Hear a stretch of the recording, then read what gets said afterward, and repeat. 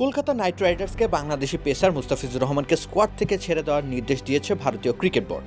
এই সিদ্ধান্ত ঘিরে এবার সরব হলেন বোর্ডের এক সাবেক জ্যেষ্ঠ কর্মকর্তা। তার মতে এই সিদ্ধান্ত যেমন যুক্তিহীন, তেমনি সময়ের দিক থেকেও একেবারেই অনুচিত। নাম প্রকাশ না করার শর্তে ইন্দো এশিয়ান নিউজ সার্ভিসকে দেওয়া প্রতিক্রিয়ায় ওই সাবেক কর্মকর্তা বলেন, সামনে একটি বড় আইসিসি ইভেন্ট থাকা এমন সিদ্ধান্ত আন্তর্জাতিক ক্রিকেটে জটিলতা সৃষ্টি করতে পারে। একই সঙ্গে তিনি স্পষ্ট ভাষায় উল্লেখ করেন, বাংলাদেশকে পাকিস্তানের সঙ্গে এক পাল্লায় মাপা যায় না। ভারতের সাথে পাকিস্তানের বৈরিতার সম্পর্ক বহু পুরনো। সেই বৈরিতার সাথে বাংলাদেশের সাথে সাময়িক সম্পর্কের অবনতি একই পাল্লায় মাপা অসম্ভব। তাই এমন যুক্তিহীন সিদ্ধান্ত কোনোভাবেই বোর্ডের কাছ থেকে কাম্য নয়। যদি বাংলাদেশের ক্ষেত্রেও পাকিস্তানের মতো নীতি প্রণয়ন করা হয়, তবে নিলামের আগেই বাংলাদেশি খেলোয়াড়দের ওপর নিষেধাজ্ঞা জারি করার কথা বলেন তিনি। অন্যথায় নিলাম থেকে দলে নেওয়ার পর এভাবে বাদ দেওয়া চরম অপেশাদারিত্ব।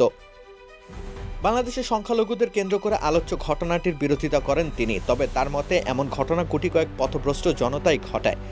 এমন কিছু লোক প্রায় সব দেশেই আছে, তাই তাদের দায়ভার সেই দেশে ক্রিকেটারদের ওপর ন্যস্ত করা অযৌক্তিক।